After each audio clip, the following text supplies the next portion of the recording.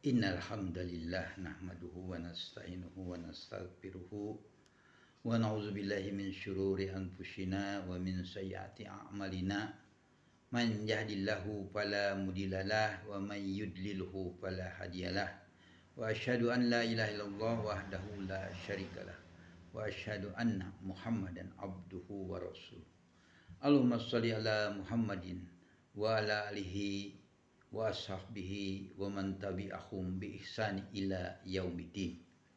Iwatu iman rahimahumullah, Allah Subhanahu wa taala berfirman dalam surat Az-Zariyat surat ke-51 ayat 56, Auzubillahi minasyaitonir rajim. Wa ma khalaqtul jinna wal insa illa liya'budun. Tidaklah aku menciptakan jin dan manusia kecuali untuk beribadah kepada Allah Subhanahu wa taala.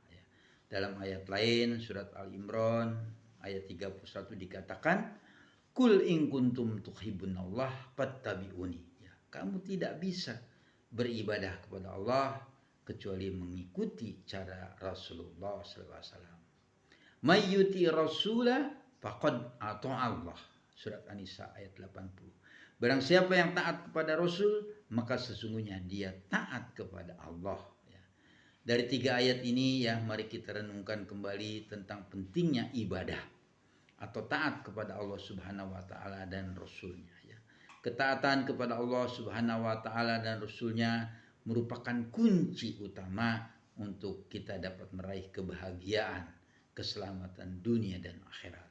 Allah Subhanahu wa taala adalah pencipta, penguasa dan pemilik alam semesta. Rasulullah SAW adalah utusan Allah Subhanahu wa taala dalam membawa petunjuk dan kebenaran.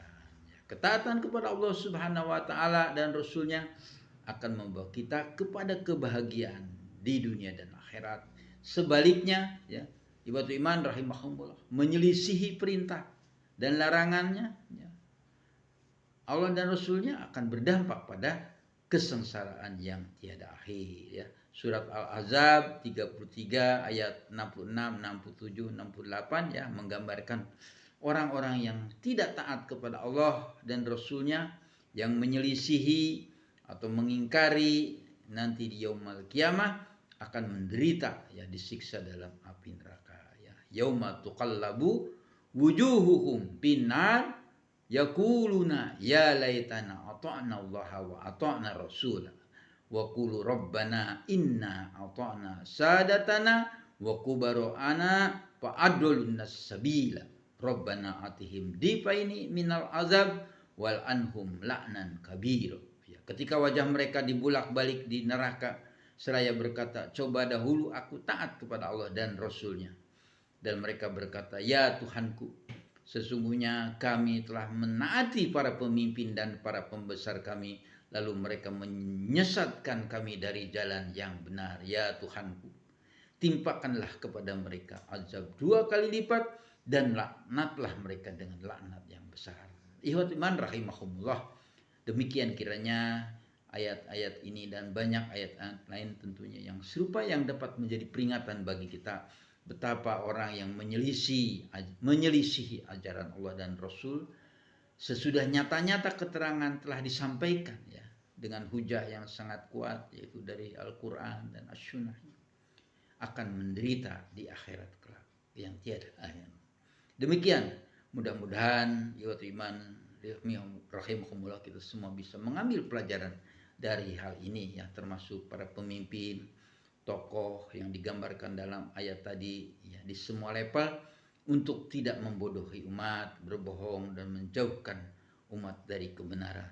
Katakanlah kebenaran itu sebagaimana juga diperintahkan Allah kepada orang-orang beriman di dalam surat Al-Ahzab ayat 70-71-nya, dikatakan, ya ayyuhalladzina amanu taqullaha wa qulu qawlan syadida yuslih lakum a'malakum yaghfir lakum junubakum wa may yuti'illaha wa rasulahu faqad faza fawzan azima.